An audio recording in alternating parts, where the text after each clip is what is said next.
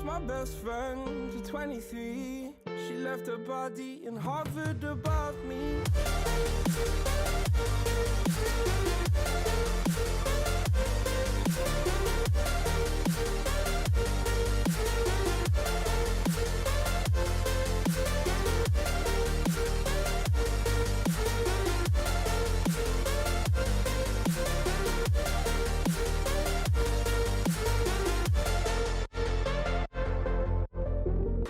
My best friend to 23. I heard the heavens crying above me. They gained an angel, I lost a friend. I felt like dying again and again. I went through hell, stared at death, but I keep fighting with each living breath. I saw no way out from where I stood.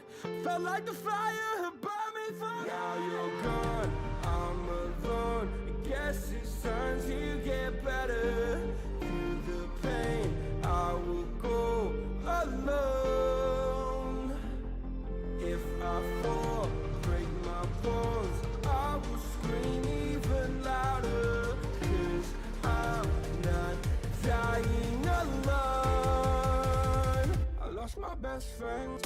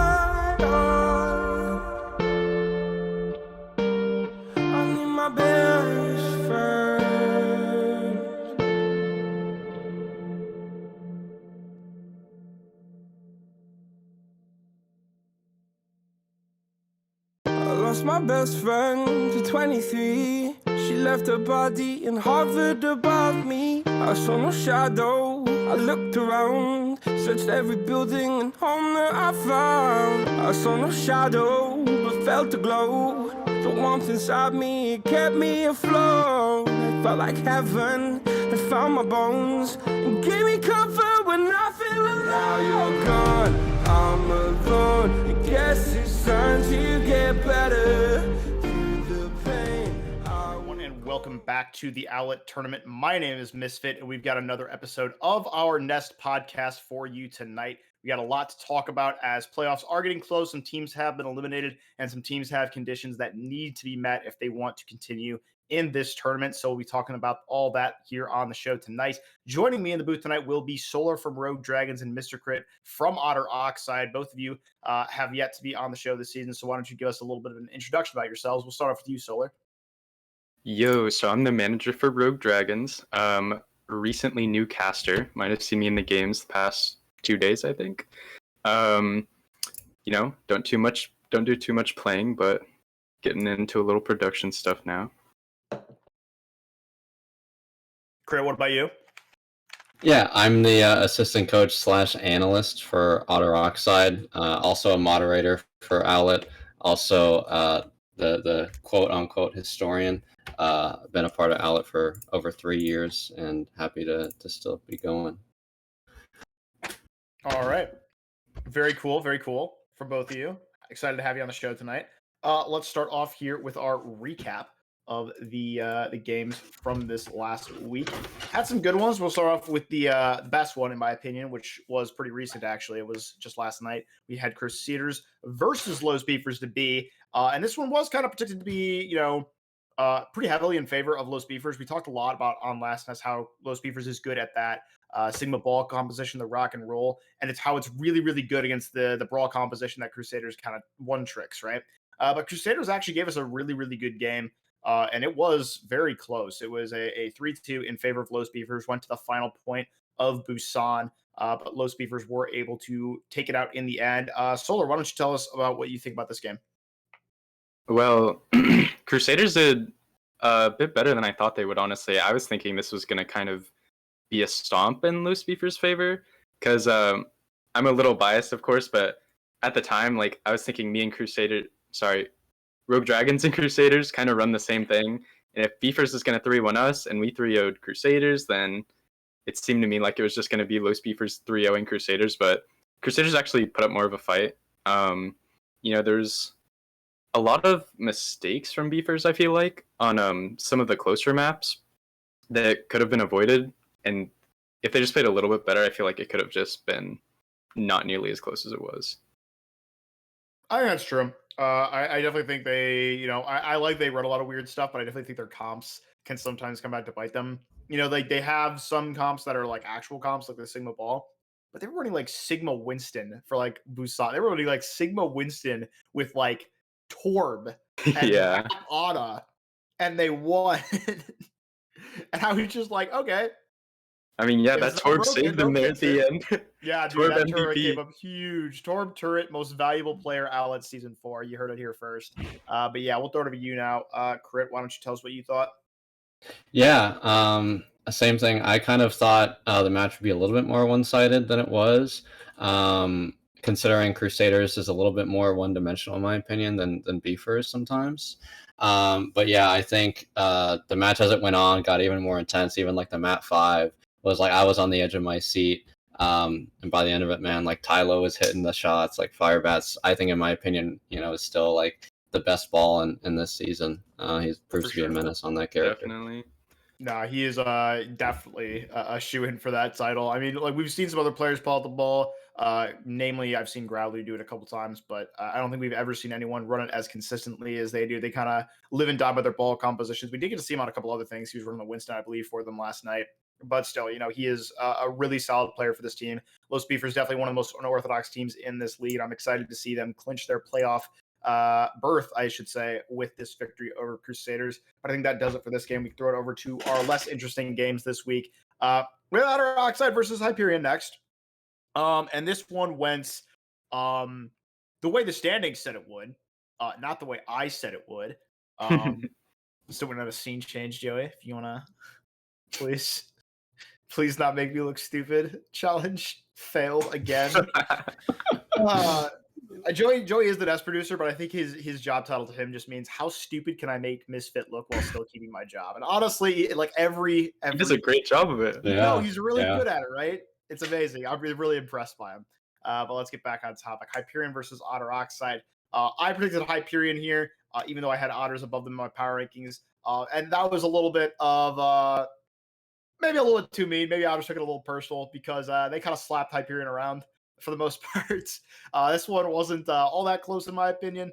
I definitely think both teams. I still think what I said about Otters is true. Both these teams played pretty slow. And I think there were a lot of mistakes on both sides, but Otter Oxide definitely was the cleaner team overall. They made less mistakes, and I think they just overall played the game at a higher level than Hyperion was. And they won this, I'd say, pretty easily. They also played this with a ringer. Hawk and McNewby, the two players I've hyped up the most for this team, were not in attendance for this game. So maybe I'm underestimating. Who knows? Hyperion though, definitely not doing too hot in this one. I do have it on good authority. The King was playing with a 102 fever though, and if anyone here has ever had like a fever and tried to play video games, Mhm. it's Not just fun. and you Nope. can't. Like, you're not at full strength. So maybe that is somewhat indicative of how both these teams played a little bit off. They did have some internal issues, but still, Otter Oxide able to take this one over Hyperion 3-0. We'll start off with you, Crit, since you were in this game. Why don't you tell us what Otter's takeaway was from this game? Yeah, so you brought it up a little bit before, but Swifter is obviously not really a part of the roster. He was just kind of a ringer that we found. Hawk couldn't make it to the game, and we didn't learn that until not too long before, so we were kind of scrambling. Classic Hawk. Yeah, kind of classic. But McNewby, he hasn't really been showing up lately because he's been just so busy traveling, trying to perfect his worldwide adventure to get the perfect backflip. He's been doing that a lot recently, so that's why the past couple of weeks he's been missing games. Yeah, he's currently in Florida. I think he's going to go to like New Jersey next because that's where Bishop is and do a meetup or something. But we came out pretty strong despite the ringer.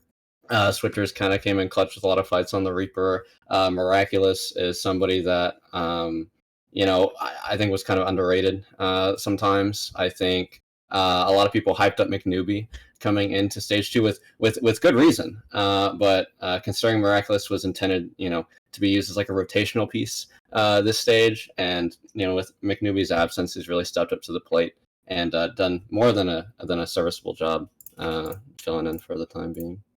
No, I think that's a good way to put it. I think Miraculous definitely. I wouldn't say that he's as good as McNeely, but he's definitely, I would say, a solid replacement, right? Like he doesn't make too many mistakes. It's not like he's tossing it all. He maybe doesn't have the same explosive pop-off potential as McNewby, but I mean, he's definitely not a bad player by any means. He gets the job done.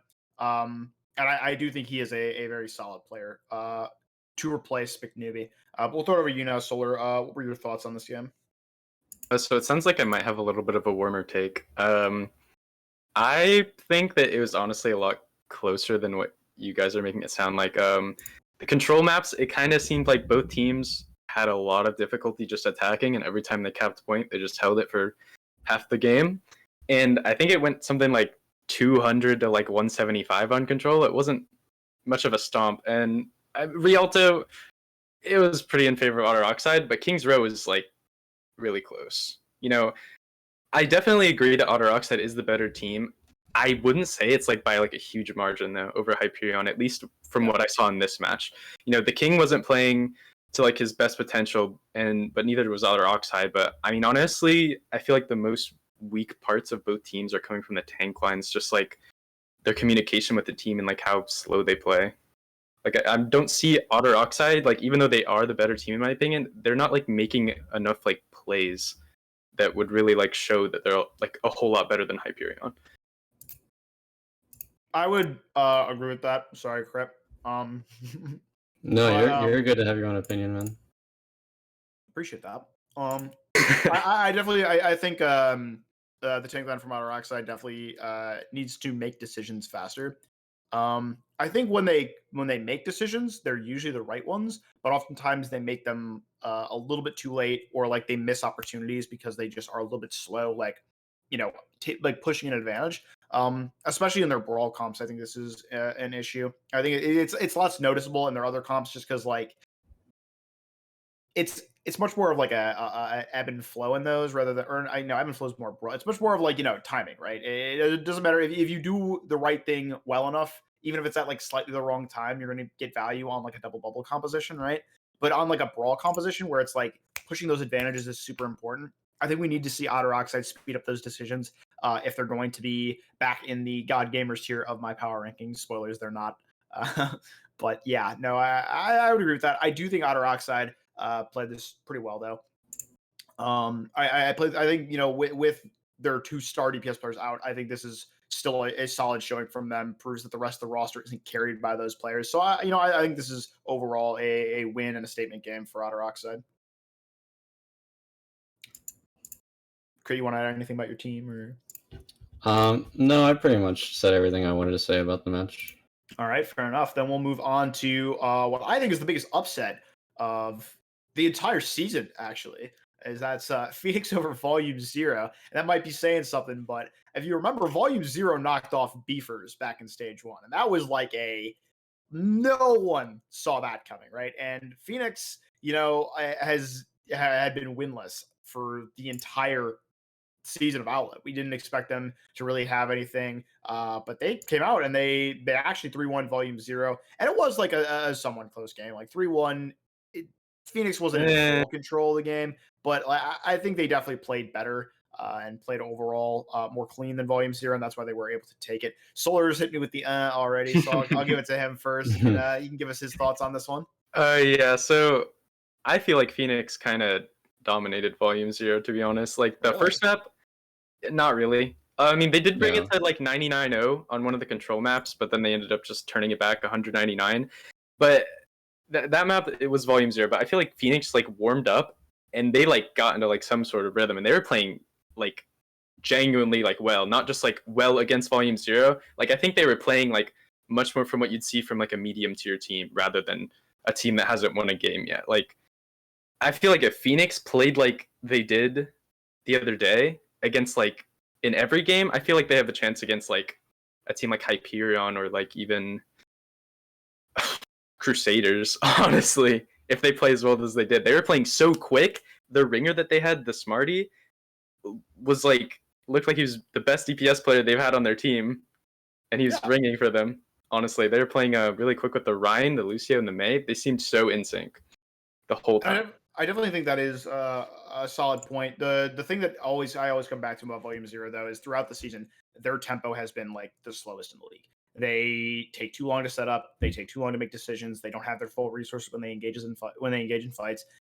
And I felt like that was like the big reason. I felt like Phoenix looked a lot better than they should have because they had a lot more time to make decisions than they had against every other team in the league. We've talked about this before. Phoenix has had a really difficult schedule in Owlet.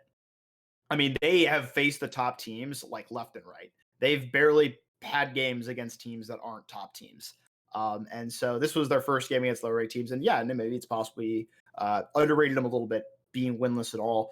But I wouldn't say that they could perform as well as they did against teams that are going to be faster from the get-go. I think Volume Zero is a team that can play well, but plays really slow. And I think Phoenix just given that extra time to make decisions, it made a huge difference for them. And I don't think it's indicative of what they could do against teams that can play a lot faster, personally. Of course, I know you probably disagree with that, but we'll give you a chance to talk about this one, Crit. What do you think about this game? Yeah, so when it came to this game, before like the week before it even happened, like when I saw it come up as a matchup, I was already excited just because the nature of the teams and this, where they were at the point of the tournament. I thought it'd be a pretty exciting match to watch, and in my opinion, it was. I don't think Phoenix beating Volume Zero was that surprising to me. I kind of actually thought that they would. The reason being is that when we both played both teams this stage, Volume Zero, in my opinion, is more carried by their DPS, but Phoenix has faster tempo. So Phoenix just used that to their advantage, and we're just playing faster tempo a lot. But yeah, I'm not heavily surprised by Phoenix beating VZ. They put up a good fight. Yeah, unfortunately, both these teams have been eliminated from playoffs, I believe. Oh well. I just want to clarify real quick something. Yeah. So like I don't necessarily think that like Phoenix is like better than Hyperion or something. I just feel like they might have like a good chance if they went against them as if they were playing like they were. I just need to say that. No, that makes complete sense. I definitely agree with that take. But we will move on to our final game, which was your team, Solarr. We had Rogue Dragons versus DCR. And this one definitely, there were a couple surprises for me during this game, but overall went pretty much the way that I thought it would. I got to cast this with my good buddy Juggle God, and it was a good time. Rogue Dragons pulled out a lot of stuff. We talked about on the last nest about how they were kind of one-tricking their brawl comps, their rush comps, and they played it like really, really well. But it was a weakness for them that they could only play that comp, and they came out with some other comps in this game, namely a lot of Hack Fist, which is a composition that I absolutely love watching, especially playing in. Being the on in that composition is just top tier. You just look for antis and do nothing else. It's so much fun. But yeah, no. Talking about the game itself, I think control went the way we expected. Dragons had pretty firm control over it. for the most part. You can see 2 to 3 deaths there on Busan for all players, not really getting challenged too much. On Escort, the score does say 3-2, but I believe Rogue Dragons kind of, if I remember correctly, they had a pretty healthy time bank after their attack. I believe was it in 4 minutes, or am I thinking of a different map? No. It was like 2 minutes. Okay, that was that hybrid then, or am I thinking of a completely different game? Could have been hybrid, yeah. Okay. Regardless, Rogue Dragons capped all 3 points, and Danger Close Red kind of barely capped. Barely got on second point, barely capped second point. And I really felt like a big issue for Danger Close Red is they were relying a little bit too much on comfort picks. That is something we've talked about for this team. They are a pretty okay team, and they have a lot of good things working for them. They have good players, but they just rely too much on those comfort picks, and I really felt like they came back to bite them. Namely on Rialto when they were running that Shamada dive type stuff. They were running Hanzo Genji with an Ana, and they couldn't combo a Nanoblade to save their life. I think we saw one Nanoblade from them. And I believe it got shut down. The other time, the Nano went to someone else. They got one. They got one in. No, they got one. They killed people. Right? They did. No, they got it. The one in overtime was a naked blade. It wasn't a Nanoblade. No, they got a Nanoblade in. I've watched the VOD like 3 times. Really? One of them got shut down, and then they had a second one where they did get both our supports with the Nanoblade. Yeah. Oh yeah. I was thinking that one in between. They did get that one. But the overtime one where you got 3, that one was a naked blade, which was still pretty good. But still, it felt like the 2 points that Danger Close Red was able to get in this match were kind of barely. They got it by the skin of their teeth, just barely. And then we got to King's Row, and that was just, that was a blowout, right?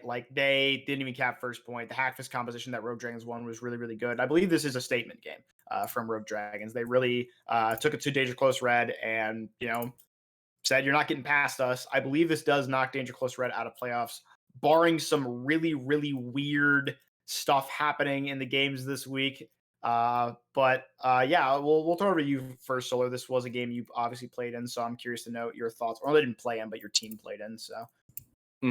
First, I want to mention my favorite stat is that Ravage over on Busan, Ravage on all 3 maps died 9 times, and their main tank, Danger Close Red on the first map, died 10 times, so he died less than them across all the maps. I thought that was pretty funny, but it's pretty much what we expected, to be honest.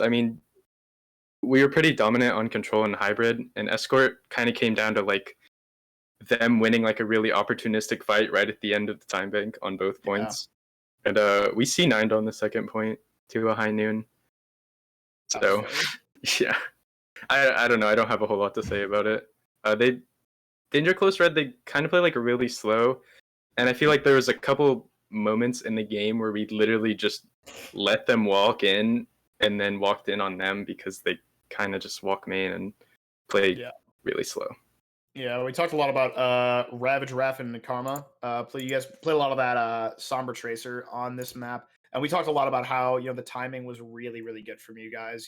Ravage would go in, and as soon as it was the perfect time to unstealth, Raph would be unstealth looking for the hack. Karma would be there for the follow-up. And it was just really, Danger Close Red really didn't have an answer for that type of engagement. And you guys did a really good job. You never let them get to a place where their composition really shut out. You always engage on them on that bridge, except for that final fight, of course, on second point.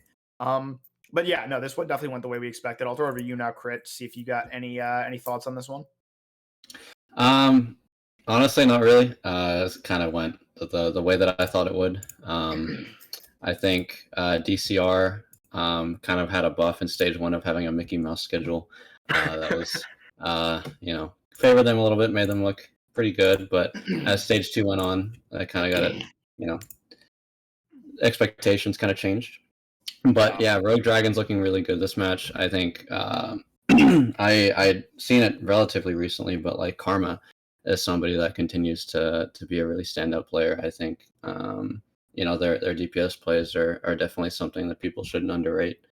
I think the team as a whole is very strong. So no, Ravage is definitely my player to watch on that team. Has come in this season, or this stage rather, and has been really, really solid in the main tank role. We mentioned how he only had 9 deaths this game. Very, very solid player. Very, very solid main tank, which is always a plus to have, no matter the meta.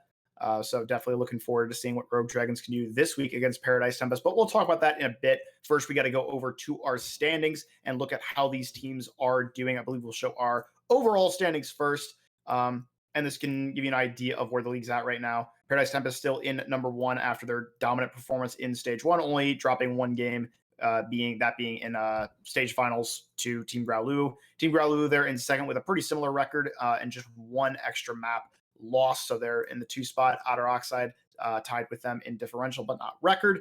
1 loss behind them. Then we got Road Dragons, Danger Close Red, Los Beefers, and Crusaders, the rest of the Noctowl division. And then we got the rest of the Dartrix division. They're at the bottom of the league. Now we can go to group standings, which are more important because this tells us which teams actually will make playoffs. And we do have some things to talk about here. So Los Beefers has clinched. They have played all their games this stage. They went 3-1. They have a 4-map differential. They're good. Here's what's not good. So this week, PT, Paradise Tempest, needs to win to advance. If they lose, then it's pretty much done for them. If Crusader, well, they need to rather, if they lose, Crusaders wins 3-0. Crusaders, Rogue Dragons, Los Beefers go in. If Rogue Dragons loses by, I believe if they lose 3-0, and Crusaders wins 3-0, I believe Crusaders goes in over them. And then it would be Paradise Tempest, Crusaders, and Los Beefers. Yeah, that's the only way Crusaders can make it, I believe, is if we get 3-0'd and they 3-0. I think you could be no. Yeah, no, you won the tiebreaker, right? You won the head-to-head. Okay. Yeah, if we lose 1-3, then it'd be a tie if they 3-0 and we win the tie. So yeah, that's the only way Crusaders can make it in at this point. Yeah, that's what we got there. Dartrix division is significantly less interesting. I believe pretty much every team Agreed. has made it. I think there might be some weird thing. I don't think, because even if Hyperion gets 3-0 this week, they play Volume 0, so I don't think they can go in anymore, or they can't get knocked out, because the only team that could knock them out would be a Phoenix 3-0 their opponent, but Phoenix doesn't play this week. So yeah, Otter Oxide, Team Growloo, and Hyperion coming from Dartrix. Los Beavers coming from Noctowl, and maybe someone else. We're not sure yet. But yeah, that'll be fun to watch this week, rather. Wow, words very challenging for me. All right, let's talk about wait. rankings. Hold on. Wait, Hyperion VZ can't. If VZ 3-0's Hyperion, don't they have the exact same record? And they win the head-to-head, right? Oh, maybe. Oh, true. Oh, true. Isn't that a thing? Math's hard. I'm not in STEM anymore. I do communication arts. I can't do math. That's what that is. But yeah, I guess Volume 0 can still make it in. So yeah, very cool. That one, definitely a game to watch this week.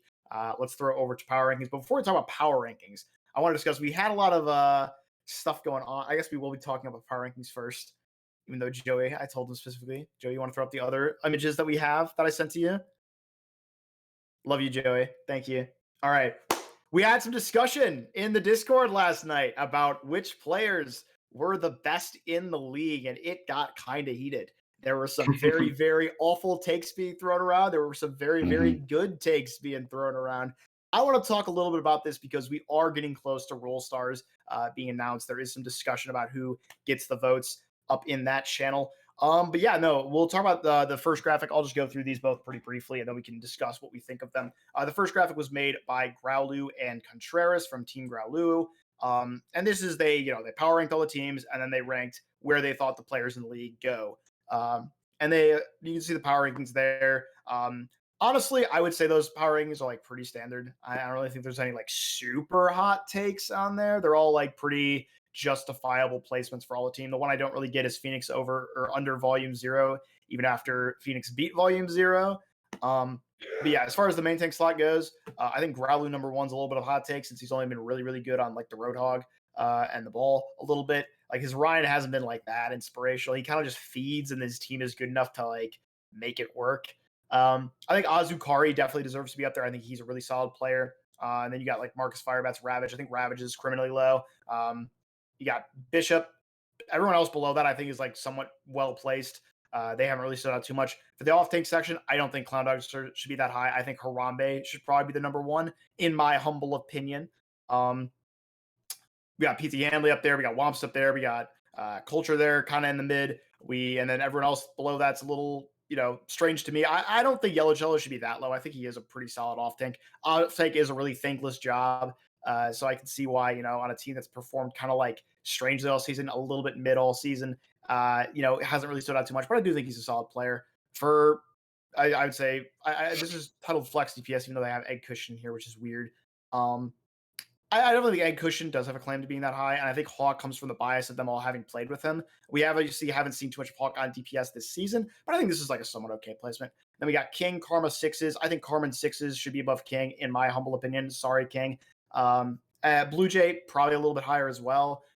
Zebra Cookie, Clutch Caliber, both really solid. I mean, this section is kind of stacked. I mean, pretty much all of these players, except for like Thrash, have stood out this season in some way or another. So, this is hard to rank. Hit scan DPS, I think, is pretty good. I think Lars should be above Talo, but other than that, I think it's like pretty okay. Flex support, I think that's well placed, and main support, I think, is well placed as well. I think Iris should be above Lissaru. I think Contreras should be fourth, really. I think he's only okay. But yeah, that's my take on this one. I guess if you guys have any takes on this graphic. Solarr, your graphic is below, so I'm sure you would like to talk about that one. I do. I just want to like preface Clears his throat. Oh no. I just want to preface it first by saying that some of the Graulu players, I really honestly have not seen that much of them, but I kind of just put them way up there because it seems like they should be. I know Egg Cushion is really good. Graulu, I was under the impression that was really good on Hog and Ball, but like Ryan, it's like there's a fine line between feeding and carrying, and I think he walks it pretty neatly sometimes. Contreras and Clown Dog I really haven't seen very much of, but they're on the top team, so I put them high. Other than that, I think everything else that I put is pretty much like what I actually think. I mean, just let me drop a couple of my quote-unquote hot takes. I think the Phoenix main tank is better than the Crusaders main tank. I think when Marcus plays main tank, like it shows on the first graph, apparently Marcus is supposed to be their off tank, and he subs for main tank. I thought it was the other way around. That's my fault. I guess I was told he was a main tank, and then he's like, yeah, I'm an off tank. I was like, what? I was just as surprised as everyone else. Yeah. I was under the impression that he subbed for off tank when PT Hanley wasn't there, but he subs for main tank when Paper Monk's not there. So I think Marcus is much better at main tank than Paper Monk, unfortunately. But he's also good on the off tank, so I have Paper Monk pretty far down. I have Max pretty high up, Bishop pretty far down. I just feel like when the teams play like as slow as they do sometimes, I don't really know what the main tank there is like accomplishing. Yeah. He's not really making too many plays. I mean, Bishop did look strong against Hyperion, but it seemed more like Hyperion making mistakes than Bishop playing like well. I mean, he was playing fine, but he wasn't like making plays. I have Culture pretty far down there. I mean, I mostly base this off of the games they played against Beefers and Crusaders. I just did not see him doing much that I would consider him like a top 5 player, honestly. I've got most of my players in the top 3 just because I see them and I'm biased. I think Raph is... I might have overrated Raph a little bit. I think Raph could easily go down to like below Vadi and Lars, but Raph is good too. Yeah, I think he can be. I think you can justify putting him that high. I mean, like he has been really, really solid this season. I think again, like the DPS category, especially the top 5 in both DPS categories, is like really stacked. Like, we have a lot of DPS players in the tournament. We do. So it's like even if you're off by like 2 spots, that's still like pretty accurate in the DPS category. Yeah, like I think Raph definitely deserves a spot up there. It's just that I've seen like Lars and Talo, they've just like made like so many like great plays. Raph is just like a consistently good player though, which makes me want to put him up there. I also put Womst at the top of off tank. I think he's the best diva in the league, in my opinion. I mean, I don't really. That's a little hot take. Is it now? Okay. I mean, Womst just like does his job very well, and then on top of that, he just like makes plays that he doesn't need to make that just make him that much more elevated. Like, I think in like against Crusaders, he probably ate like 75% of the blizzards that they threw. It was kind of ridiculous. And I don't know, I just like consistently see him doing good. Besides like the like couple times per game when he just decides to like walk out in the front and die. Yeah. he pops That's off. the ones those ones that stick out to me. No, I do actually want to talk about that one a little bit. Personally, my take for like the best off tank in the league is probably Harambe, which is probably a little bit hot for some people. But I think a big thing for me is like Womps I've really only seen in like Brawl comps. And I'm sure every off tank in the entire world knows that Diva in Brawl is a pretty thankless job. Like you don't really get a chance to stand out that much. But he Except still for maybe, does. like, That's the thing. but like I don't feel like he stood out as much as a player like Harambe, which again comes from the fact that like Beavers runs weird things in which like all of their players can stand out because they run a lot of pick comps, right? They run a lot of the Sigma ball. Like the Sigma's gonna stand out because he has to, or else the team isn't gonna perform. And Harambe's done an incredible job, in my opinion, on that Sigma ball composition. He did a really good job, even when they're running Sigma Monkey on that position. I think he's a really, really solid player. And I think I just I haven't focused enough on Womps, haven't seen enough of him to really like say that he's better. I'm not saying that he's for sure worse than Harambe.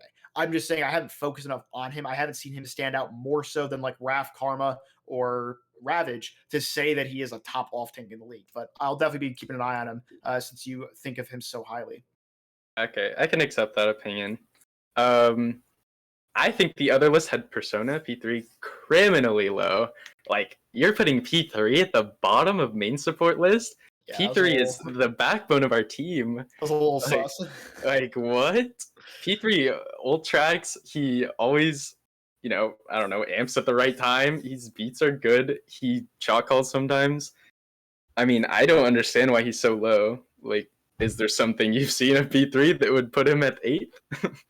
I don't get it. I don't really understand that one. This is something that I've had a discussion with, specifically Semper with a lot. I personally think Ira is a really, really strong player. And, while, she may not be like the best, like at the micro of her characters, like she makes some mistakes there. I have been told by like multiple members of Paradise Tempest, especially the manager, who says the exact same thing about Ira. Like she is the backbone of our team. She does a ton of comms for us. Like everyone thinks that she's like, I talked to Rigmadon, I believe. I interviewed him after the game that I casted at PTs. And I'm pretty sure he told me that Ira was better than him. And this is like the people I talked to about this think Rigmadon is like crazy, which he is. Don't get me wrong. I think he is a top flex sport in the league. But if he thinks that Ira's better than him, I'm inclined to believe him. Like this team scrims 5 times a week. They know their players pretty well. If they're saying Ira is such an impactful part of their team, she's got to be, right? But I think this just comes down to main sport. You can't stand out on main sport. It's just like, It's so hard, right? That's the reason you trust main sport to do all your comm rolls is because the role itself is like pretty easy, right? You amp when you're told to, and you just have to know how to beat. That's kind of like all you really need to know how to do on Lucio. Obviously, there are more things you can do that are like better, but to be a good main sport, that's pretty much it, right? Yeah. And so I think a lot of the stuff that main sports do for the team kind of goes unnoticed a lot, especially in comms, because you can't see a team coming when they play. Yeah, I mean, I placed Ira so low. I mean, am I right? Ira's the one that plays the Mercy sometimes? She plays the Mercy. She sometimes I don't even know what her role is. I don't even know if I can call her a main sport at this point because she plays. She plays like the Mercy and the Bap. Yeah, Ana, she plays Bap. Like I don't even know what you are at this point. Like the weird hero pool and like some of like the misplays on like the micro level that I've seen is why I put them so low. I mean, I think not factoring in the comps. I'm sure that she could go higher. I mean, I haven't seen very much of them. I mean, like, okay, so on another topic, the last thing I wanted to say, I think that the Phoenix players are like criminally underrated on this list in general. Like, you can see how much higher I have a couple of them than on this list. I mean, just because they haven't won a game doesn't mean like they have individual players that are the worst in the league. But they have won a game. So. Oh yeah, they've won a game now. So I don't think it's very fair to put Phoenix that low. I actually put Phoenix above DCR. There's no one on DCR in my opinion that sticks out. I mean, I have them all in like the 8th and 9th list. I don't even know who I would pick out of DCR as their best player. No, I think one that is a little strange. I mean, Chinote is a player that is like really hard to rank on this list because he does things really, really well, and then he also does some things really, really bad. Like, first off, I swear to God, this guy dies to like every Diva Bomb that I see. Like, he almost always dies to the Diva Bomb somehow, right? But then he'll also get like a ton of environmentals in a game, and like his comms are really solid, and like he does a really good. His beat timing is like really good sometimes. Like, he's so hard to rate because he'll either like he'll either do something really well or he'll just like hard pause a fight. And it's like so challenging sometimes to like figure out where this guy is because like you want to focus on the good, but there's also the bad. So I think where you and Contreras pretty much agree that he's kind of like fifth, around like Yeah, that's he good. makes some good plays sometimes, but I've seen him throw a lot. He does have a couple of times where he does a little bit too much trolling, which you could say for pretty much any Crusaders player, to be real. Like they have a lot of players who can just make plays, like they just make plays, right? Audacity will go for flanks all the time. And like, yeah, is that kind of dumb? Sure. But does it work a lot? Yeah. So like, it's hard to just be like, yeah, the guy's terrible. You can't say that because like when it works really well. And he does the weird thing well. And Crusaders has so many players like that, right? And that's what makes them such an interesting team to me. But yeah, no, I think that makes sense. I think the one that I like super hardcore disagree with here. I don't think I would put Talo up like under Lars or above Lars. I think Lars is a really, really solid player, right? And I've talked about this a lot with Semper too, is like how being on a good team can impact like your stats and how you look because like everyone on the team is doing like well. But like I do think Lars is better than Talo overall. I think Talo is definitely top two. I think he's one of the most underrated players in this league. I mean, you look at his stats; he has like one of the least amount of damage taken per 10, and like one of the least amount of deaths per 10 stats in the entire DPS category. And he's also in the top 10 for damage per 10. And the only other player with that same accolade is Lars. So they're definitely the top two DPS players in my opinion. I wouldn't say that Lars fourth. I think that's a little bit spicy. I think seeing what Lars has done for Paradise Tempest and how much they play around him, especially in their Farah comps, which is what you do with Farah comps, but also just like in general, I think he's a really solid player. Yeah, I mean, I could see that. I think like most of the top 5, it's just like depends on like what you're really looking for from the hit scan. Like I have Talo and Raph so high because they just like consistently are like doing so well, and like maybe they don't like get like crazy plays like Lars does sometimes, but I feel like Lars as like a player on Paradise Tempest just doesn't like shine to me in particular. He kind of just does his thing and pops off sometimes and then fades back in the background for me. I just don't see what other people see, honestly. I don't really get it. All right. I think it just about does it. We haven't really given you a time to talk. Do you have any takes on this, Crit? In my opinion, this is like an ice cold take. This is not even hot at all. Bishop should not be that high. I don't know why you put him that high. He should be like 3 spots lower. I don't even know why we still play the guy. He should not be that high. Damn! I'm sorry, Bishop. I'll give you a hug if I don't know on Otters will. That one's no one even put him very high, and you still said that. That's cold, man. I mean, like, yeah, I guess you're the coach. You know better than us, but dang. I mean, what can I say? Also, I think it's kind of funny how McNewbie is in the top half, even though he's played 1 game this season. That's pretty enjoyable. Same with Hog, but I think I have trouble putting Softcat above McNewbie. I think it comes from the fact that like they've been hyped up a lot, and like we've seen them in past seasons, and like they also have the notoriety, right? Yeah, like Hawk was like insane. Both the seasons he was MVP, like he was insane. Everyone knows he's a cracked player, even though he doesn't show up on the stats category yet because he hasn't played enough DPS to show up there. Like everyone knows that he's a solid player and that he's a player you don't want to face, right?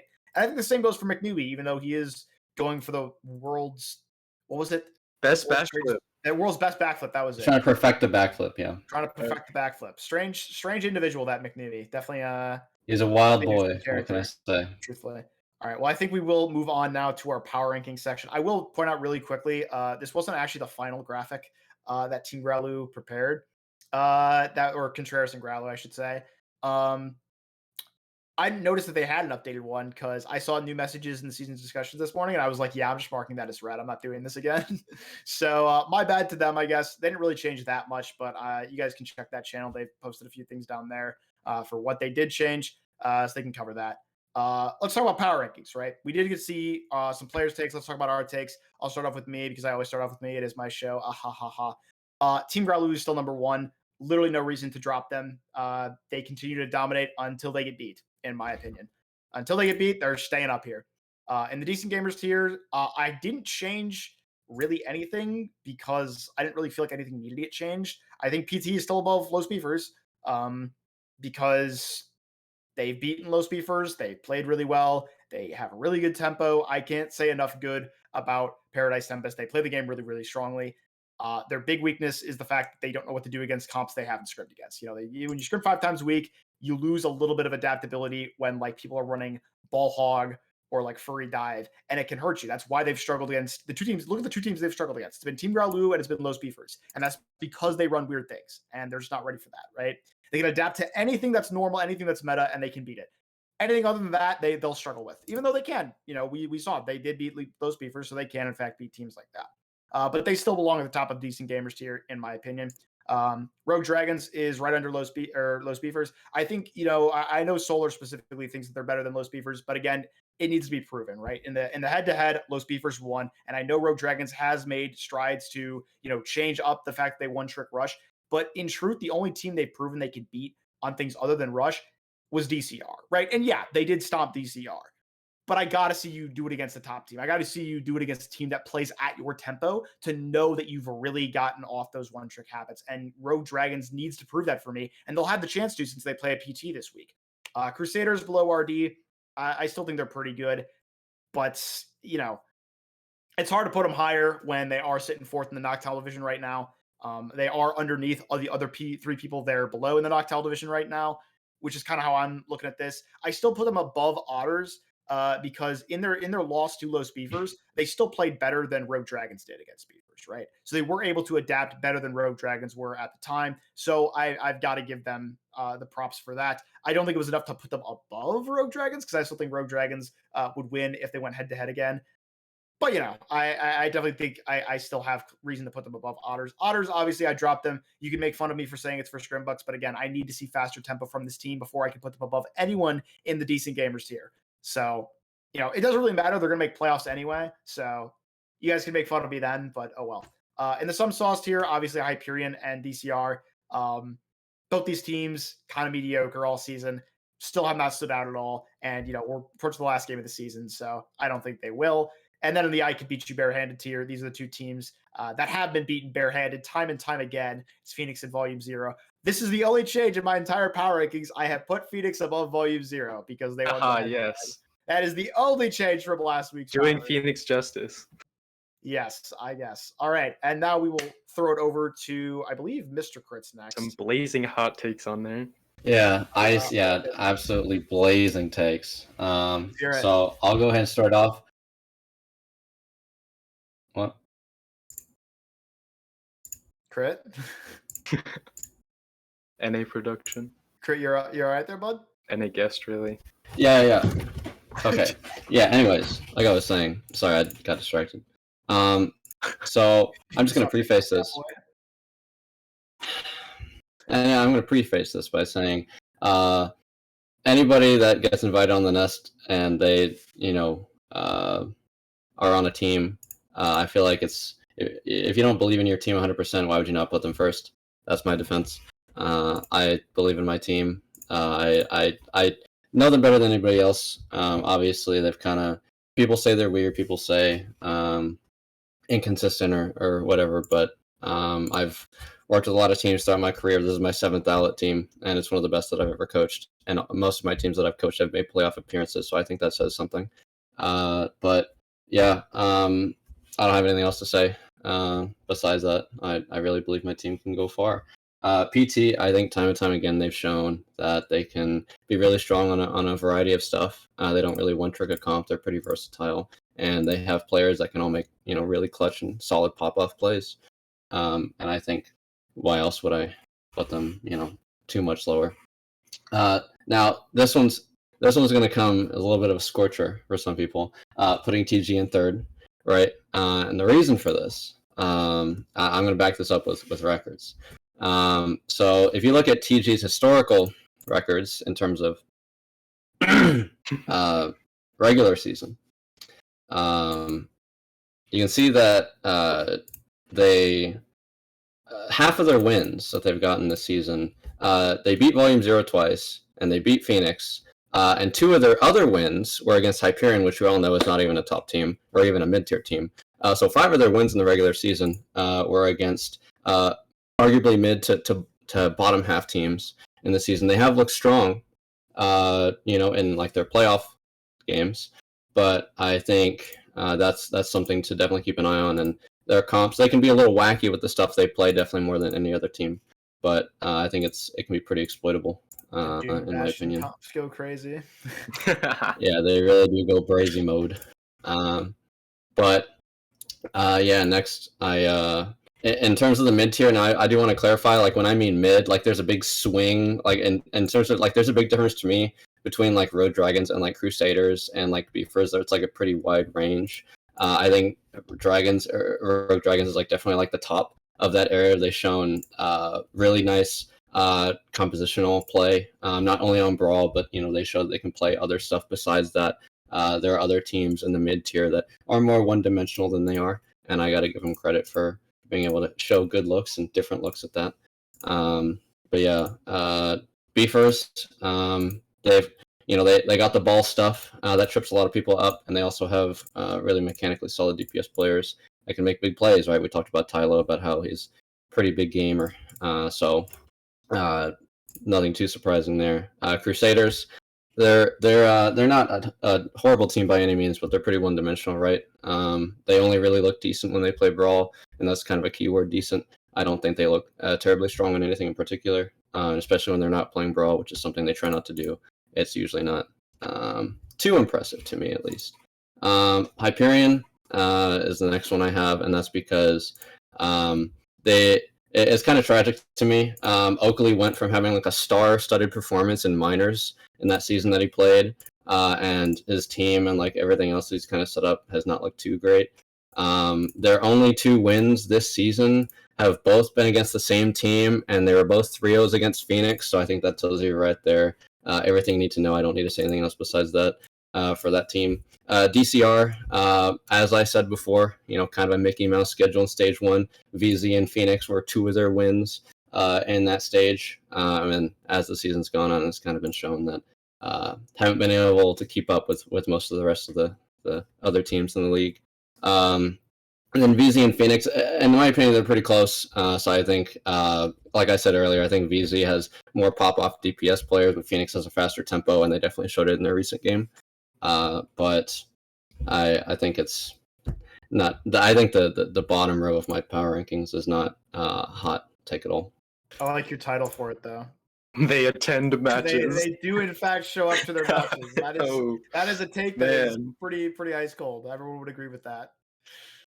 But yeah, thank you for those. Definitely some takes in there that could be debated. But before that, we'll talk about yours, Solarr. Why don't you give us the rundown?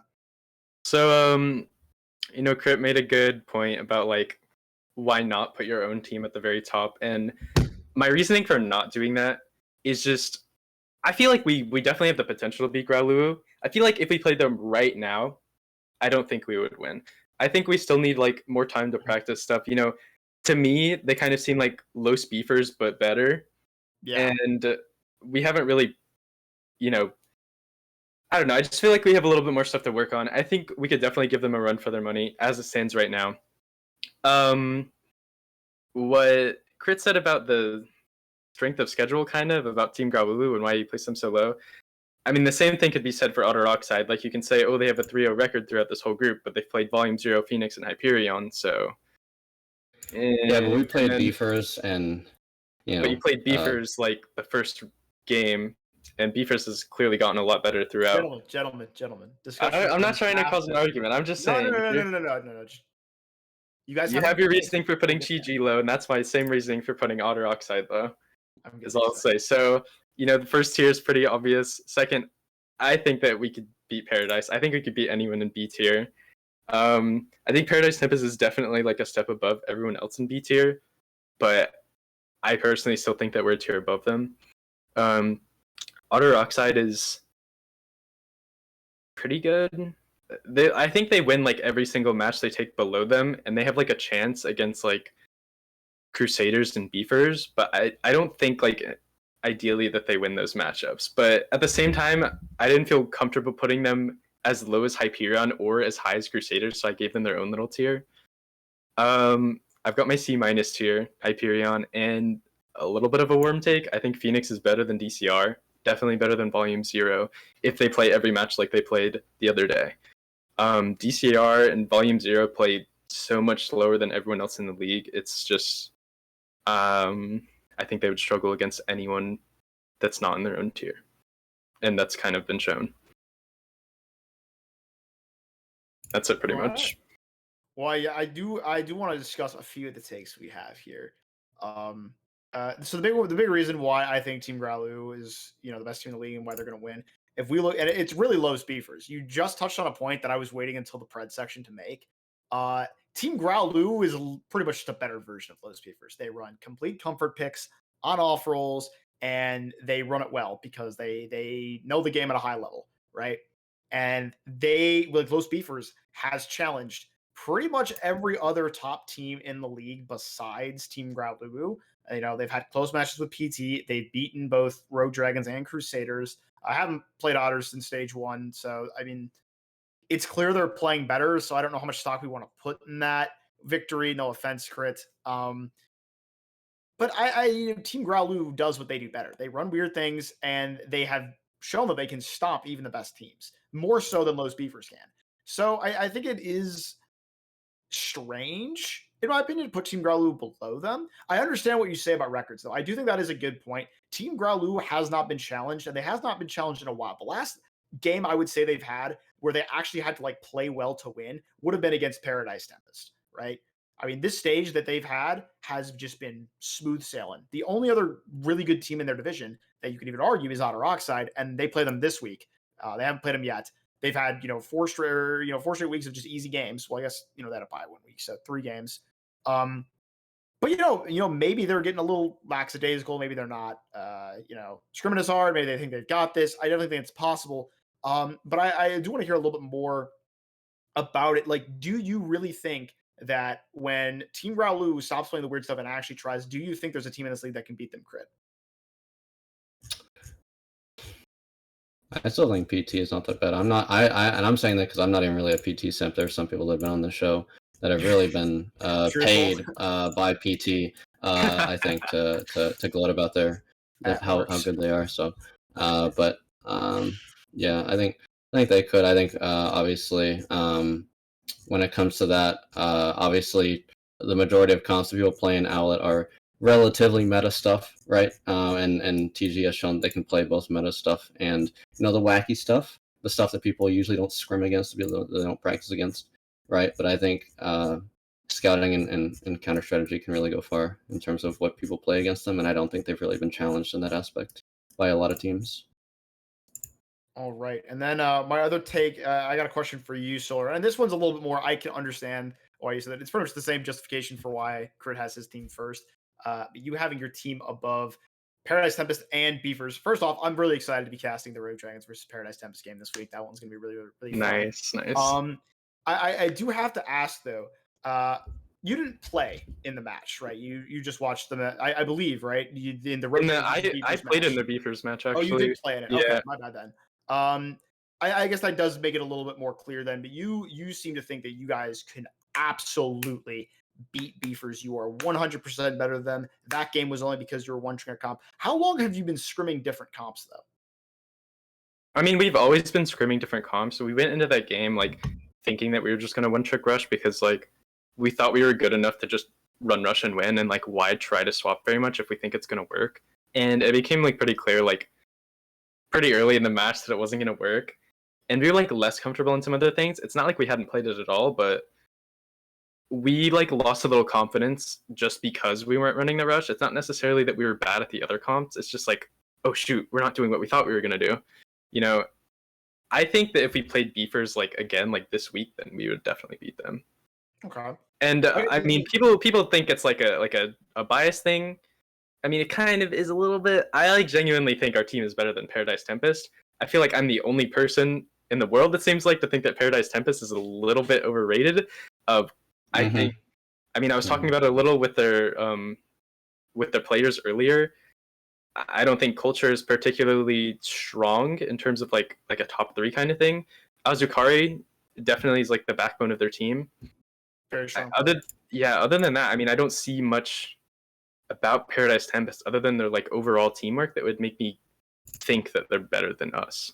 No, and again, this goes back to Crit's point, right? Like, why would you not place your team number one? Obviously, if you think you can win the whole tournament. So I definitely don't want to knock on you too hard for placing your team above them, because it makes complete sense, right? Like, you know your team better than we do, better than anyone else in the league does, because you're the one actually in the scrims with them, actually in the comms with them. You know everything about the team, whereas we can only go based off of like some thing, like we can only like cherry pick what we see in matches, right? Yeah. So I definitely think that it's a fair take there. We'll talk about this a little bit more in Preds. Yeah, no, definitely an interesting power ranking section. I'm glad we have to do the stuff about players too from last night. Talk about that a little bit. Roll stars, I believe, are coming out before in the break between the games this week and playoffs. I'm not positive. I believe we're revealing them on Nest, but we might be doing a special awards show for them. I will get back to you guys on that. Have to work a few things out with best producer NA Joseph. But let's get on to our prediction section now and talk about what we think is going to happen for the games this week. This I'm really excited to see what you guys think are going to happen, because obviously there are two games really that are important this week, right? Obviously the DCR game does have a couple of things. Wow, you're just going to spoil it right off the bat. That is not right. You are such a terrible producer. That is not correct. That is wrong. That is actually not correct. Did he mess up the guests? I think he might have scuffed it. Okay, well, let's give Joey a little bit of a second to. Yeah, you better fix that. I do not want that icon next to me. That's kind of cursed to bet against your own team. That's pretty cursed. Wow. Okay. Thank you, Joseph. It's okay. It happens. Anyone who screenshotted that, I'd like to send you a strongly worded letter. Definitely. Let's talk. There are only really two matches that matter this week, right? Obviously, Crusaders versus DCR matters because it needs to be a 3-0 for the playoff implications that we've talked about already to matter. But PT versus RD is more important because like pretty much whoever wins will make it. And then it's like between what happens in the other game that will happen. And then Otters versus TG matters because it gives us like a power rankings of who's coming out of that division. If Otters can beat them, that changes what everybody thinks about TG, right? So this one already spoils it. I wanted to hype it up a little bit more. Yeah, I'm going with PT versus RD. I'm sorry, Solarr. I want you guys, no offense, PT, I like you guys too. I do kind of want to see, just because I think it would be so funny. I think it would be so funny if a team that got to pick their division does not make playoffs. Yeah. I just think that would be so that would be funny. However, I don't think that's going to happen. I apologize, Solarr. I'm going to justify this one. Obviously, you know your team better, but here are the facts, right? Paradise Tempest has yet to struggle against any team that has run any semblance of meta. Every team that they faced that tries to run meta or tries to run something standard, they just dominate. They outright beat them, right? The only teams they've struggled against are Los Beefers and TG. And that's because they run weird things that PT has to work really hard to learn how to counter. I mean, like, who in their right mind is scrimming Sigma Monkey with a Torbjorn and Baptiste-Ana? No one. Who would do that? That's dumb. That makes no sense. But Beavers are like, yeah, I'll take that. That looks good to me. And they win with it. All right? So that's like, yeah, that's weird, right? Rogue Dragons is like Paradise Tempest, right? You guys both run meta. You play very fast. You play very well. You have really solid main tank players. Both Ravage and Azukari are both crack. Let's be honest here, right? And you have really solid DPS players. You have really solid support lines. Like so overall, both these teams are really good. They've shown to be pretty versatile. I just think PT has proven themselves time and time again to be the best team at the meta. And until they haven't struggled against anyone in that way all season, right? And I'm not saying Rogue Dragons can't beat PT, but I think the safe pick here is to go with PT. I think PT has proven themselves to be one of the best teams in the league. I think they can win this game for sure. I definitely think it's out of the woods for Rogue Dragons to win, and I definitely think we're not going to see a 3-0 no matter who wins this game. I think there will be maps going both ways, depending on who. I think it is actually going to turn into like whoever picks the map wins it type thing, but we'll have to see when we get into it. But yeah, I've got to go with PT for this one because currently I just can't justify picking against them. All right, so first of all, I want to say I feel a little betrayed. You told me last night you were going to protect Rogue Dragons. I'm sorry. It had to happen. So, I mean, I have a pretty like easy explanation to offer to like why you think Paradise is like just the best at meta. So, I mean, all I have to say is that Paradise Tempest is just better at meta than all the teams they've played against. I don't think they're necessarily better against meta than weird stuff. I think they're just better at the meta than the other people. And I think that we're better at the meta than they are. So I'm predicting us. I mean, they got 3-0'd by Crusaders, given they were down their main tank. I don't really know. I don't know what to offer to that. I don't think they're like just don't think they're better than us at meta. I think they've just played against people that are worse at meta. All right. That's all I have to say. I think that's definitely justifiable, for sure. At this point, though, I do feel like Paradise has kind of proven the Crusaders game was a fluke. Running all their they played so differently in that game that I don't think I personally don't put too much stock into it. It's okay if you do. And again, we've talked about this already. You know your team better than me, so I think you picking your team is still a very justifiable pick. But we'll talk about you, Mistercrit. Why don't you give us the rundown on your pred here? Yeah, low key, high key. I think Mysfyt kind of read my brain when it came to justifying his points about PT because a lot of my stuff, I mean, it's kind of the same deal. I don't want to touch on more than I have to, but yeah, I do want to clarify. I do think it's going to be a competitive match, though. I don't think it's going to be like a 3-0 for PT. I think Rogue Dragons has definitely had some good showings this stage, so I do think it's going to be a very entertaining match, a very good match. I don't think it's going to be a blowout for either side, but I do think it's going to be a good match. So I do think it's going to be fun. Yeah, and once again, I believe Rogue Dragons, you guys need to win at least a map to make playoffs, right? Assuming that Crusaders 3-0s. If Crusaders doesn't 3-0, then and you win, you make it regardless of the outcome. Yeah. All right. Yeah. Well, I'm pretty sure. That's something to look out for here. So you guys really do need that at least a map off of Paradise Temple. So even if you guys aren't able to win this matchup, you might meet them again in playoffs. So I guess there's that. But yeah, we can move on to our next one, which I believe, I don't know what order we did this in. Is it going to be Hyperion versus VZ? All right, and it's going to be, we're all picking Hyperion. I think this one's pretty fair. I don't think there's a lot to talk about here. Both these teams have not been that impressive this season, but I do think Hyperion's better. However, we did find out, thank you, Solarr, during our standing section that Volume 0, if they win, can still make playoffs. I think. So, I don't know if they take the tie based on the overall standings or like the head-to-head, because theoretically, Volume 0 wins the head-to-head if it's just based on that. Like, they're both 1-3. They both have, 4 and 9 win-loss, and their map diff is -5. Like, pretty sure that means that VZ makes it. I could be wrong.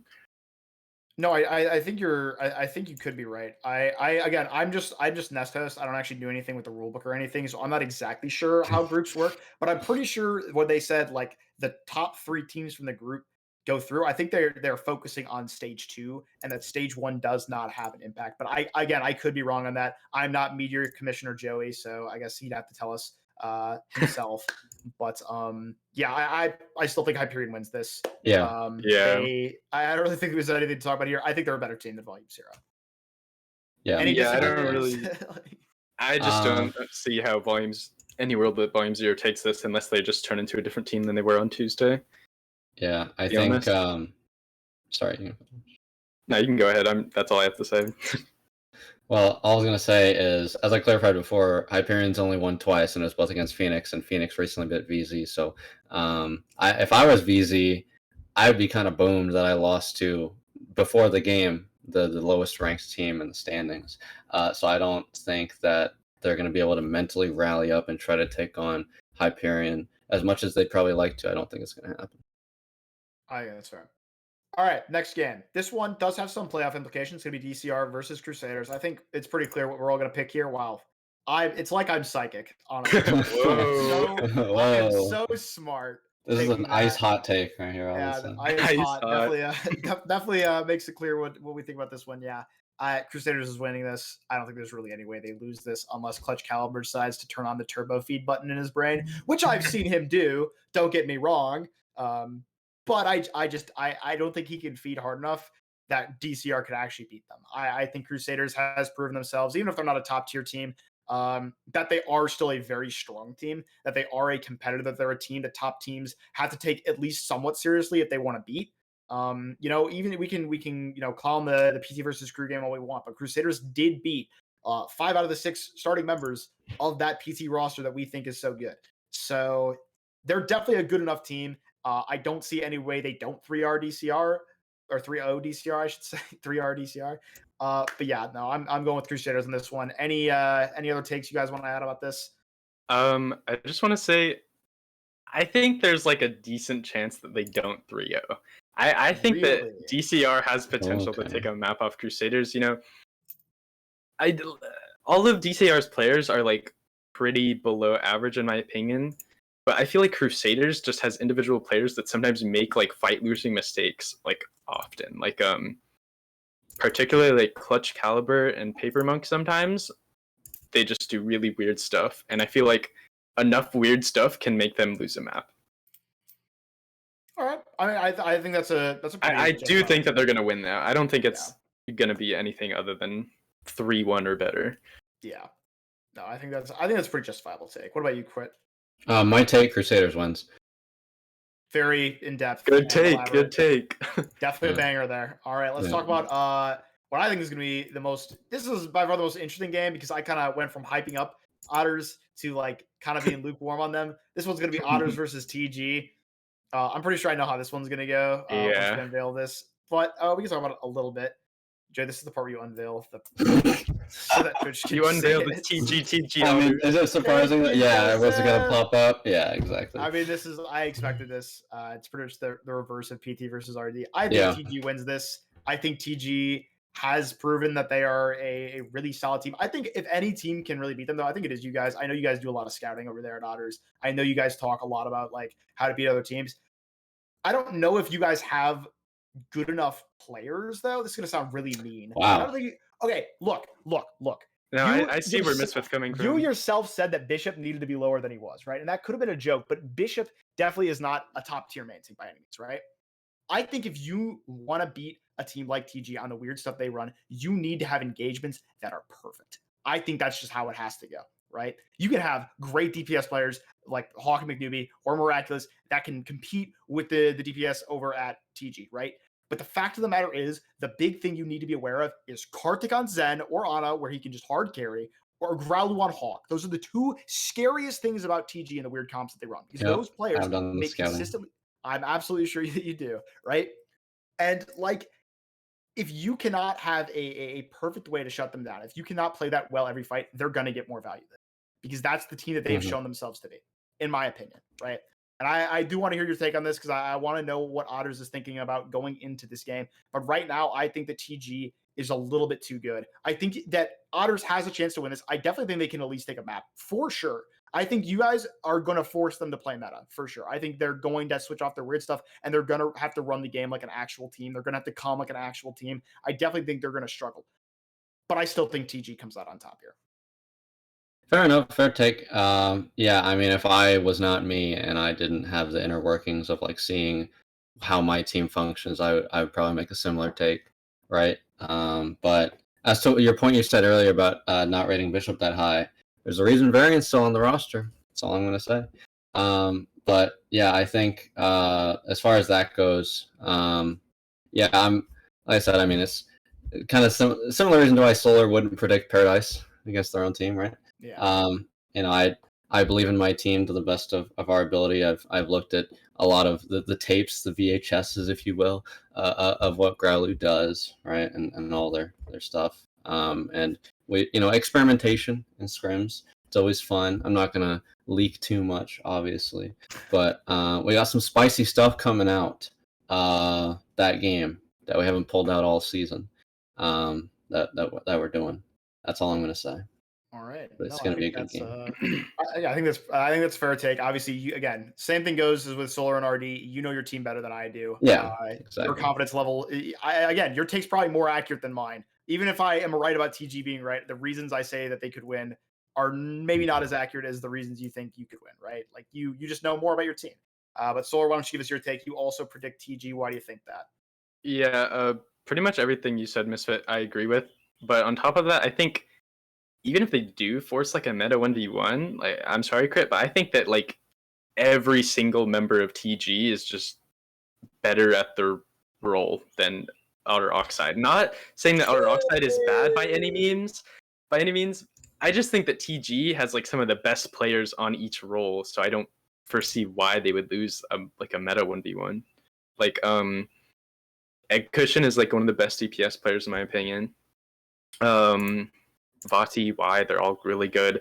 Obviously Hawk and McNewbie are up there as well, but I just think that sometimes Growlu players just like edge you out just a little bit more. The tank lineup, definitely in favor of TG. Their supports are cracked. Well, Kardic's cracked. Contreras is pretty good. Sorry. I agree. Contreras definitely not cracked. But yeah, I mean, I just don't see like what kind of comp 1v1, what kind of off meta versus meta that Otters wins this, just because Growlithe just plays so much more faster and much more better on their independent roles. Yeah. Yeah, I mean, Crit, you can go. yeah. Who's your team? Yeah, I mean, all I'm gonna say is, I use a perfectly understandable take. I'm not gonna get upset at you for it, especially, everybody has the right to their own opinions, especially how you said they all have every single of their roles are better than ours, right? Just as how I believe PT has better players in every role than your team, but everybody's subject to their own takes. But respectful thing in that sense. But yeah, I don't have anything else to say. All right. Well, then that'll do it for our Pred section. Everyone, feel free to screenshot this one. Looks like we have some pretty obvious agreement here, except for the one places where our teams are playing. But of course, yes, thank you for this. I'm being told in my ear by a little birdie that we have a very special announcement now. I'm actually very frightened for what this could be.